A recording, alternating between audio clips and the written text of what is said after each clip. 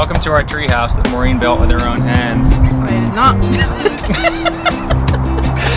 not. Okay, but we are in this cool tower that is on Woodcrest property that some people built, and it's amazing. So, what are we talking about today?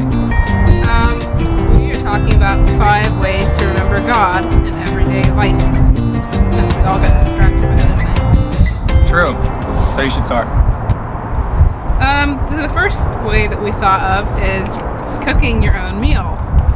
And it's very easy to either get fast food or prepackaged meals, frozen meals that you can just throw in a microwave, which is fine. But there is a difference between that and actually getting raw ingredients, putting them together, putting work into it, and making something for yourself or for someone else to eat. And that connects you back to the land, to where the food came from, that God made it, that God allowed it to grow.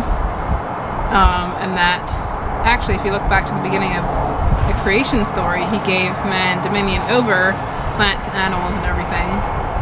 So therefore, we should be thankful that we have that, and we can make it into food to nourish ourselves and other people.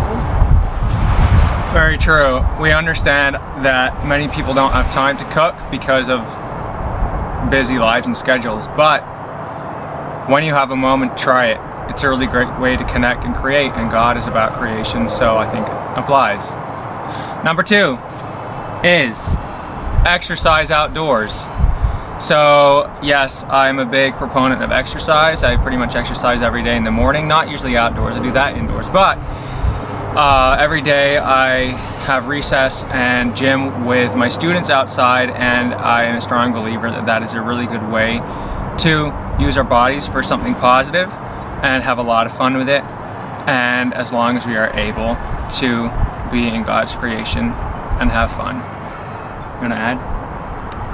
Yeah, for me, I just enjoy going outside, period, and just like on a weekend when I'm not like rushing around doing a million other things, just going on a walk and like taking time to actually look at the flowers that are blooming, or look up at the trees, or maybe in the night when there's lots of stars, just sit outside and look at them. That reminds me of God, and you can be quiet and just appreciate all those things and remember that you're a very small person in a very big world. Imagine seeing Maureen lying on her back looking at the stars. I did sometimes. Number 3. Number 3 is art, creating artwork. And that can be anything, because art is music, it's poetry, it's dance, it's song, it's can be a craft.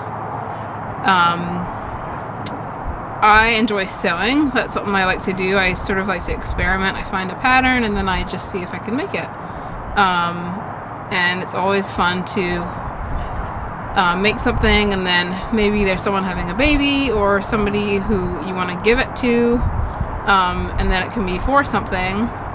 And again, that reminds us that we should be givers more than receivers. So I think having something creative to do like that and to be able to give it to others is a really good way to do that. And just using the gifts that God gave you. I not say I'm a terribly skilled sewer, but I definitely have learned a few things, and it's good to be able to use those talents for other people, or just to, use your time constructively. Agreed. I play piano and a couple of other instruments, and every Sunday I play for our service, our meeting, whatever songs the person leading the meeting wants to play. I play piano for them, and I like to do it, so that's one thing I like to do that's artistic, and again connects me, because I think music is emotional in a good way, and it connects us to our Maker. Number 4. Solve your problems, don't perpetuate them. Okay, so this is more of a concept than a concrete thing, but I think it's something that we can do every day. So my point is basically we all have issues that come up, and things that are out of our control, or people that we're upset at, or issues that concern us. And I think we always have 2 choices. One of the choices is to complain about them and create more problems. And the other choice is to stop, think about what's happening, and say, how can I solve this? so that I can be positive and so that people around me can be positive, or the person who I'm having conflict with can have a better outcome. So that's a mindset thing, but I think it's important to remember. You want to add? Yeah, I think it's just important to do that every day in everyday life. Also, just so that you can go to bed and sleep well and not, be sitting there thinking about all the things you're mad about, or then it just drags on and on for weeks and weeks. People you're mad about. And then life isn't very fun. It's also, again, one of Jesus' commands in the Bible. True. That he tells us to do. And yes, talking about stuff usually makes it worse. So find a way to solve the problem instead of just blabbing about it, I guess. Yeah, blabbing about it. We're all good at it, but it's not usually the best approach to solving things. No. So be a problem solver. And finally, number 5. The last one is show kindness.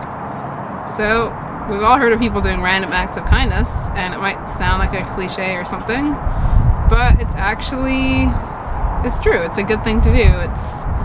It takes you out of your own comfort zone sometimes, maybe, to do something for someone else and to value them as a human being just as much as you want to be valued, which again is another one of Jesus' commands. And realizing that we're all made in the image of God, we're all the same, actually, even though we look different and act different and all of that. But since we are all God's children, we should love each other and not do the opposite, hate and create division. So that's pretty much it. An act of kindness can be bringing some of your extra leftovers that you cooked to someone who doesn't cook, or writing a song for somebody, or making a piece of clothing for somebody. Anything. It's really simple stuff, but I think these things make life better. And you never know that maybe your gift will change that person's life. Maybe they were just going through a really bad time right then and you didn't even know. You just decided to be nice to that person. And maybe it could make you a lifelong friend. Who knows? So that's it for today, and thanks for listening. Now go and try some of these amazing earth-changing ideas. Bye.